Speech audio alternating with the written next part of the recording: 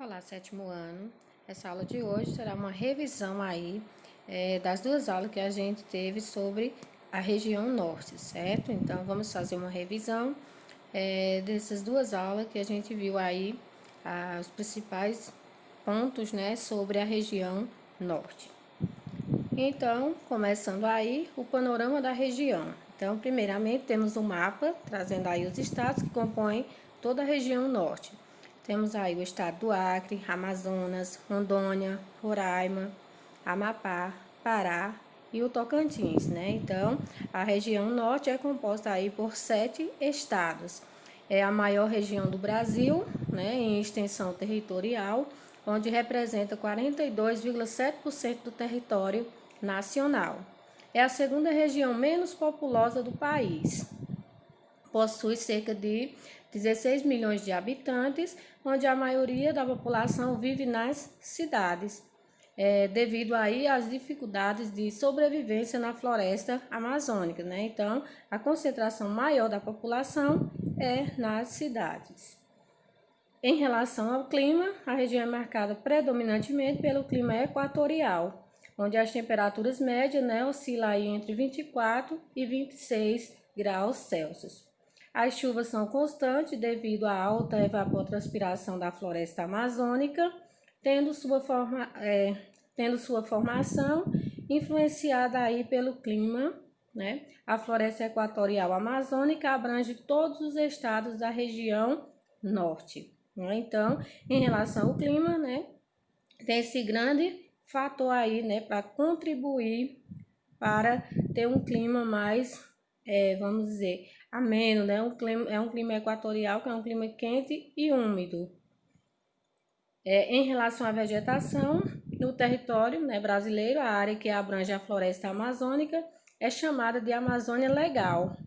A floresta apresenta aí diferentes estratos, onde a gente destaca Mata de Igapó, que encontra-se nas margens dos rios e está alagada durante todo o ano. Então, a Mata de Igapó está aí alagada durante todo o ano. Mata de Várzea, né, que apresenta árvores de grande porte e alaga durante o verão. Então, ela só alaga aí durante o verão. Mata de terra firme nunca fica inundada, que é caracterizada aí pela superfície plana. É a área aí onde as pessoas fazem suas plantações, né, seus cultivos aí, porque é uma área, vamos dizer, de superfície plana, que também não chega a ser inundada igual às demais. Em relação ao relevo, representa uma estreita faixa de planície, há uma extensa faixa compreendida por depressões entre o Planalto das Guianas, né, Roraima, e o Planalto Central brasileiro. Nessa região predomina aí um relevo plano com suaves ondulações nas depressões. É no maciço das Guianas que se encontra aí o Pico da Neblina, né? Que o Pico da Neblina possui uma altitude de 2.993 metros de altitude, que é considerada, né, o pico aí, o ponto mais alto do Brasil. Está localizado na fronteira do Brasil com a Venezuela. Os solos predominantes são os latossolos, que são caracterizados por serem profundos e pobres em nutrientes. As constantes chuvas empobrecem ainda mais os solos por meio da lixiviação, né? Que é um processo de retirada de nutrientes pela água da chuva que escoa em direção aos rios da região. A manutenção da floresta ocorre graças a humus. O humus é tipo um adubo, né? Que é composto aí pelo o restante de folha, né? Das folhas, dos galhos das plantas, como também restos de animais. Então, forma todo esse humus aí, que é tipo um adubo aí para manutenção da floresta. Em relação à hidrografia, a região é denominada pela bacia do rio Amazonas, né? A maior do mundo. O Amazonas é um rio de planície que contribui para a formação da maior rede de hidrovias do Brasil. Atualmente, a usina de Tucuruí, que é localizada no estado do Pará, ocupa aí a terceira colocação na classificação das principais hidrelétricas do país. A energia gerada por Tucuruí abastece grande parte da população dos estados do Pará, Maranhão e Tocantins. Então, a usina de Tucuruí traz aí uma grande importância para a população desses estados aí, Paraná, Maranhão e Tocantins. A construção da usina de Belo Monte, que a usina está localizada no Rio Xingu, nas proximidades da cidade de Altamira, no Pará.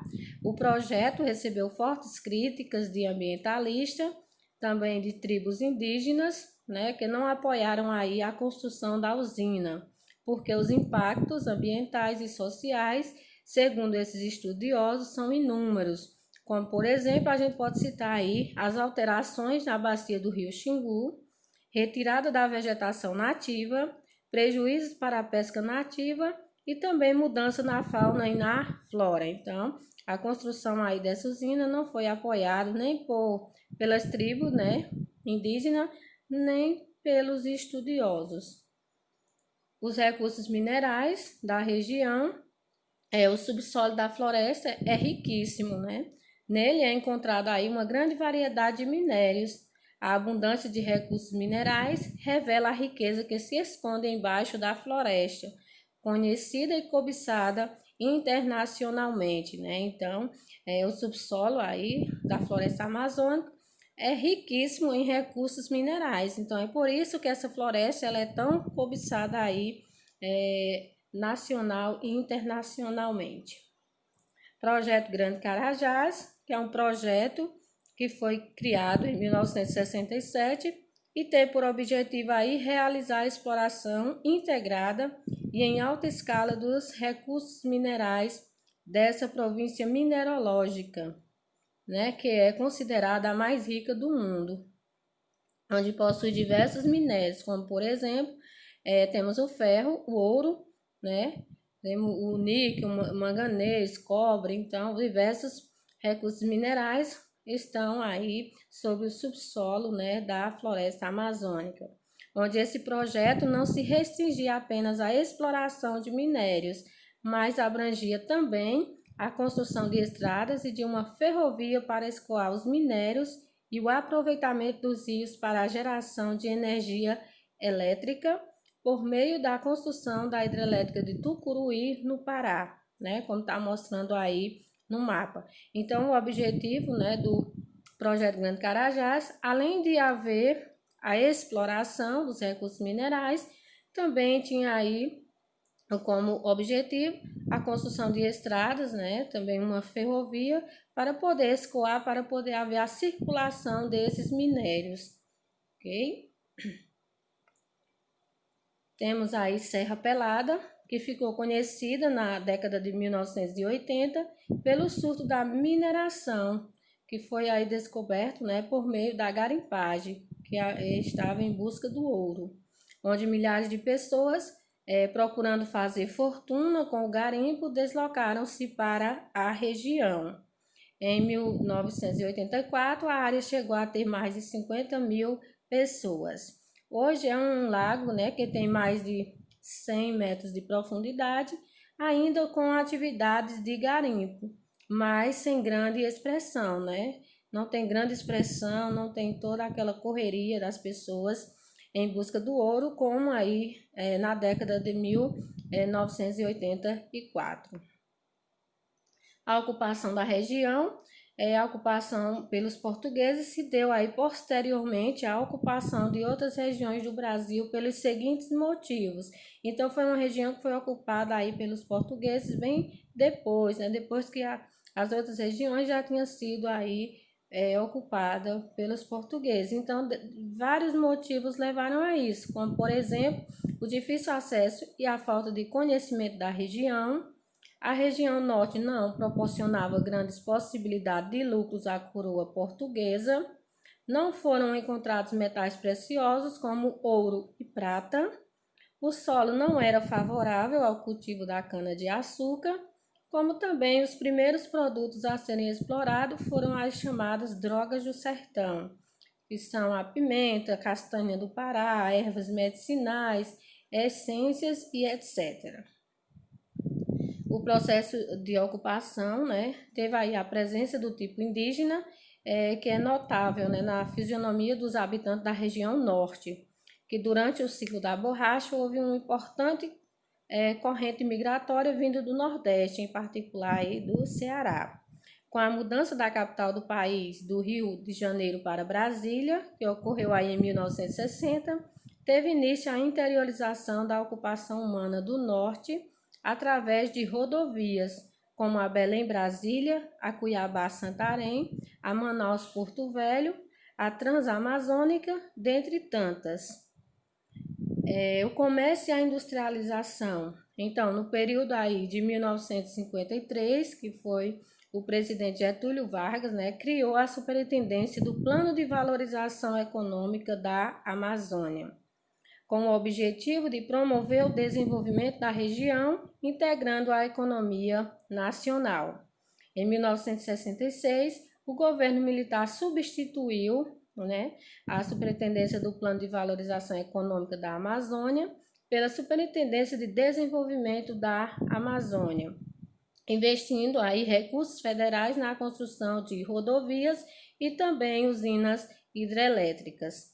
Em 1967, foi criada a Superintendência da Zona Franca de Manaus, a SUFRAM, responsável pela atração, por meio de incentivo fiscal, de indústrias nacionais e principalmente estrangeiras, para que montassem fábricas de bens de consumo na capital do Amazonas, Manaus, né? Então, o comércio aí teve uma grande contribuição para o processo de industrialização da região norte. A rodovia transamazônica, que a Transamazônica foi criada com o objetivo de ligar as regiões norte e nordeste, onde a estrada possui mais de 4.000 quilômetros de extensão e corta aí 7 estados. Na maior parte da rodovia não há pavimentação, onde durante o período chuvoso a estrada fica interrompida. Desmatamento e a preservação na floresta, né, até 1950, a floresta amazônica tinha perdido apenas 1% de sua cobertura original.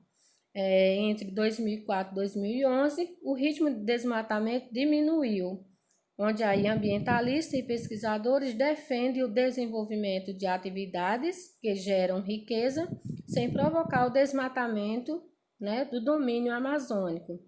Então, para os ambientalistas, eles são a favor que desenvolva atividades que gerem riqueza, mas que essas atividades elas não desmatem, né, não provoquem aí o desmatamento do domínio amazônico.